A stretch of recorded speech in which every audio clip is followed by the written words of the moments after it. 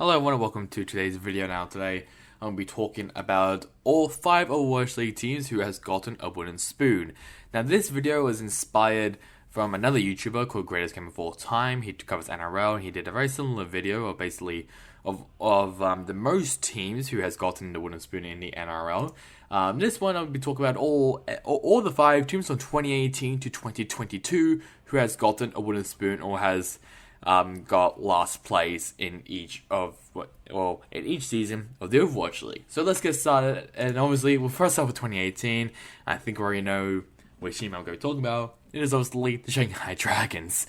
They won 0 games and they lost all 40 of them. Their map record was 21 wins, 141 losses, and 2 draws.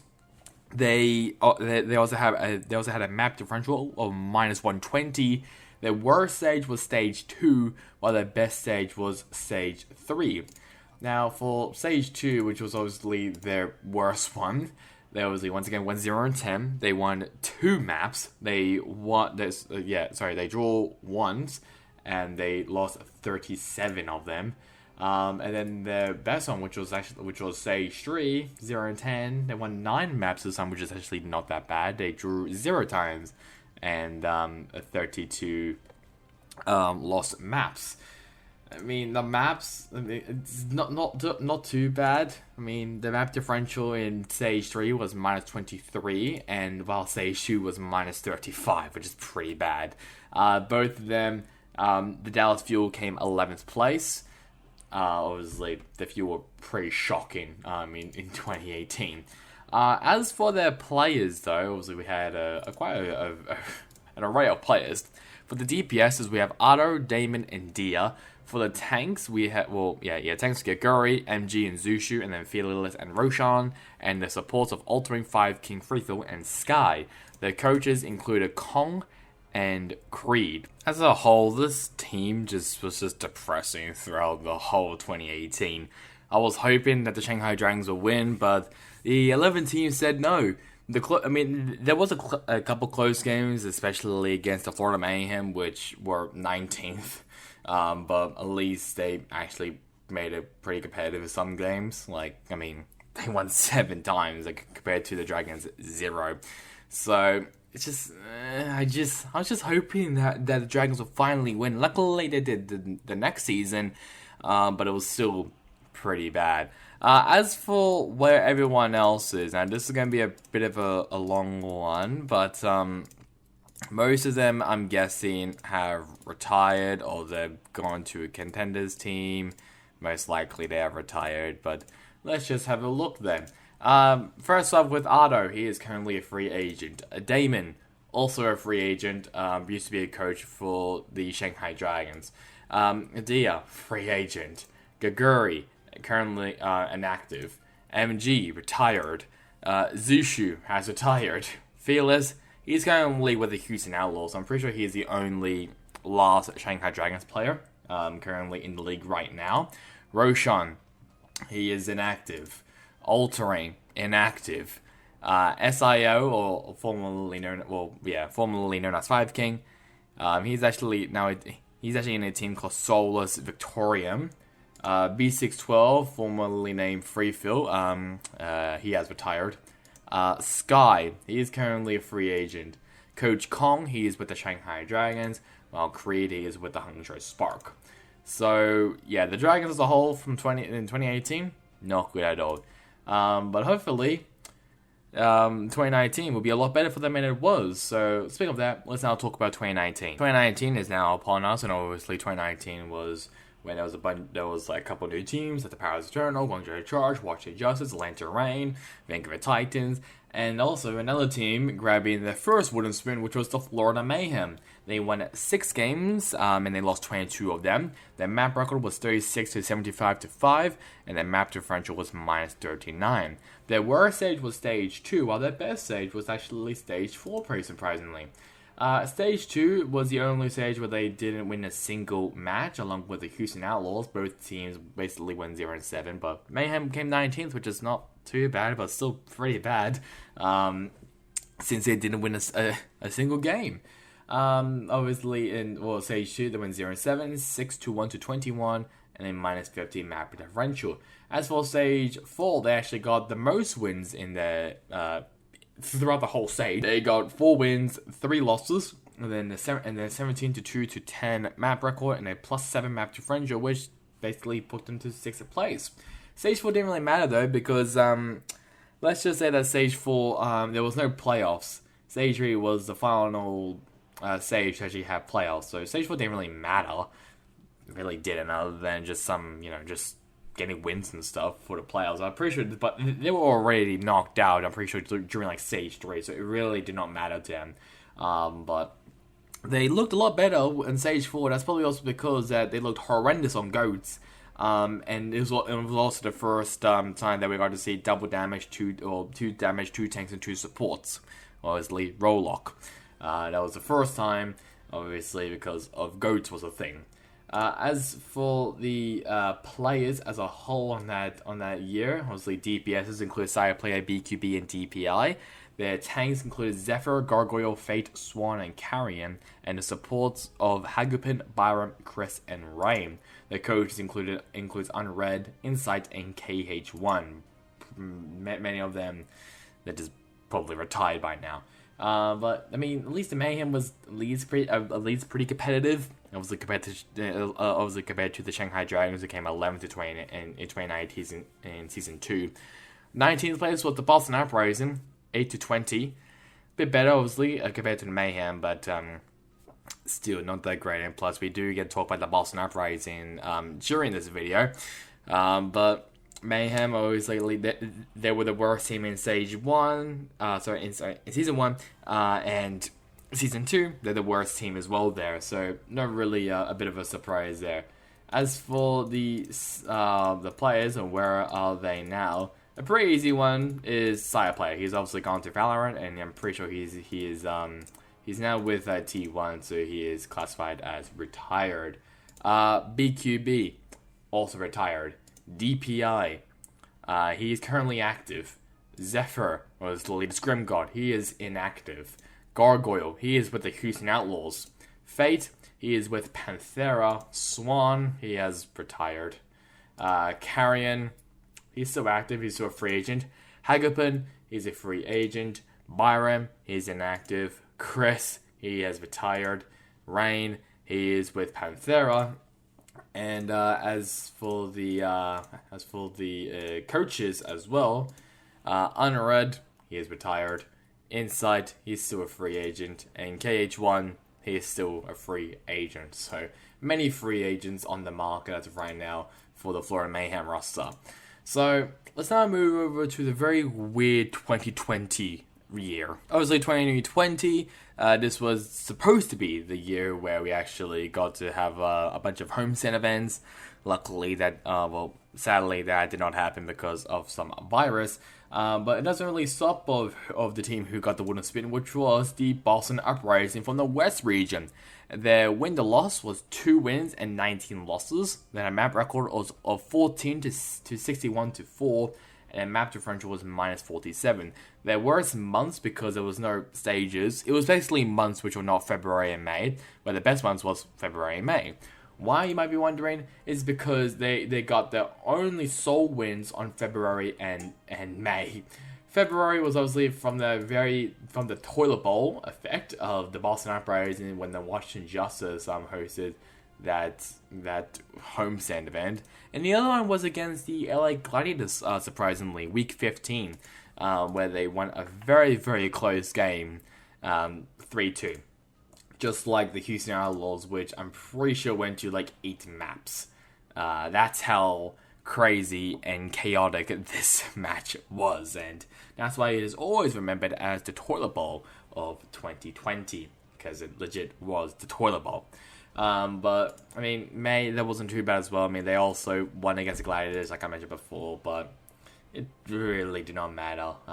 They were above the Toronto Fire and the Vancouver Titans in May, and they qualified to the main melee, where they got where they actually lost a pretty close game against the Paris Eternal to get knocked out. So it's just that's really all I really have to say about the Boston Uprising in 2020. They were just bad. They were just horrendous.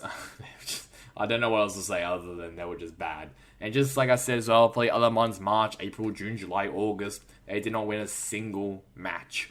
February and May was the only months where they won a map. That was a match. So, kind of depressing as well as a whole for the Boston Uprising, as it will only be remembered for that horrible Houston Outlaws match in February. As for the roster, we have Color Hex Jerry for the DPSs, Fusions, Axiom, Mikey, and Punk for the tanks, and Young Bong and Halo for the supports. Other coaches included Mineral, Ascoft, and Mini. The closest team, I guess, I'll say from the West region, and also for the regular season standings, was the Washington Justice, 4-17, 21-54, and a -33 map differential. It's still better than the Uprising at least, but still not that great considering the Justice's roster, which actually was pretty decent on paper. As for where are these players now, you might be wondering. Well, some of them, I'm pretty sure, some of them I'm pretty sure are actually still in the Overwatch League. Color Hex, he is currently playing for Honeypot, which is a Oceania team. Jerry, he is a free agent. Fusions has retired. Axiom, he has also retired. He's actually now a professional model, if you're wondering. Mikey, he is now part of Maryville University and Saints after being part with the Shock for a year. Punk, he is with the Vancouver Titans. Myungbong, he is a free agent. Halo, they are now a player for the New York Excelsior. The coach is a Mineral, he is still a free agent. Ascoft, he is a coach for Vancouver Titans. And Mini, he is a coach, I'm pretty sure, for Harrisburg University. This is Uprising that year, which is bad as a whole. They were just bad. They were bad players. Bad players, just bad team, really. Luckily, they improved in 2021. Let's now talk about 2021. 2021, I think this might be maybe the second easiest team to really say who was the worst, which was the Los Angeles Valiant. Obviously, when they switched over to China for 1 year, and that backfired really badly. They didn't win a single match. They lost all 16 of their matches. Their map record was 2 map wins, 48 losses, and 1 draw. Their map differential was a -46. The worst qualifiers was the Summer Showdown and the Canada Cup, while the best qualifiers was the May Melee and the June Joust. Why, you might be wondering, why May Melee and why the June Joust? Well, that was just because they were just kind of better, to be honest, compared to Summer Showdown and the Countdown Cup. Not really though, but still, it's also because that those were the only qualifiers where they actually won a single map. In the May Melee, they won they won a map against the Chengdu Hunters at King's Row. Over in the June Joust, they won the single map against the Philadelphia Fusion in Numbani. To be fair, we kind of all knew they were going to struggle. So, not really surprised about that. We kind of just all knew that it was going to happen. As for their players, we have Crystal and Lanran for the DPSs, Silver 3, Nevermind, and Shoshank for the tanks, and High B and Wuyek for the support. And the coaches include JP Cat and Hiko. I did not know who those coaches are before they were signed either, so don't worry about that. The closest teams, I should say, was the Vancouver Titans and the London Spitfire, both of them with a 1-15 record. However, the Titans actually came 19th with a 10-45 map record and a -35 map differential. The Spitfire also had a -35 map differential, but a bit better map record with only 2 more wins than the Titans, but they lost 2 more maps than the Titans, so not really too sure about that. But the Valiant as a whole, though, which is bad, and also the closest team in the Asia standings or the East standings now was the Guangzhou Charge, where they won 5 games and lost 11 of them, and then -18 map differential. They were just bad as a whole. They were just horrible. Maybe on the same level with the Shanghai Dragons, maybe, but at the same time, we kind of knew they were going to struggle. On paper, because the East region of that year was just stacked, so kind of knew they were going to struggle big time. As for where are these players now, I'm guessing most. I think most, if not all of them, are either retired or free agents. So first off, with Crystal, he is with Soulless Victorium. Milanran, he's also with Soulless Victorium. Silver 3, he is currently active. Well, I should say free agent. Nevermind, he is a free agent. Shoushang, he is inactive right now. Hybe, he's a free agent. And Wuye, now called Sai, he's with Soulless Victorium. JP Cat, he is currently inactive as a free agent. And formerly known as Hiko, now called 12, he is also a free agent. So, yeah, no, as a whole, that whole Valiant roster was just bad. It was just shit. So, not really surprised about that. But luckily, they were tinsy-binsy better next year. And let's now talk about 2022. The final year, which is 2022, is obviously the Paris Eternal. Yeah, I feel like the Eternal might be the first Overwatch League team to get 2 wooden spoons of how they're going right now this year, 2023, but we'll see. It's basically between the Eternal and the Valiant, but we'll find out. They won 1 single match and lost all the others, 23. Their map record was 15 to 71 to 0. Their map differential was minus 56. Their worst qualifiers were the Kickoff Clash, the Summer Showdown, and the Countdown Club, while their best qualifiers was the Misses in Madness. Why the Misses in Madness? Well, that's probably because that was when they won their one singular game. And they won against the NYXL, which they basically tied on in the Misses in Madness, so it really did not matter. It's just... The Eternal that year was just in shambles.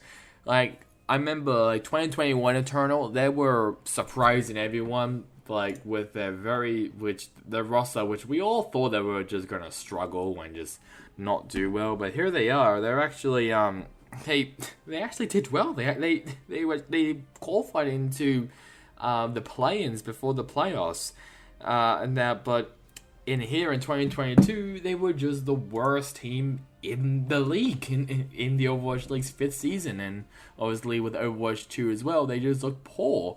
As for the players, we have Dove, Wob, Marthel, Crawley, Lucmino, and Rakatak, and the supports of JMac and Fastest.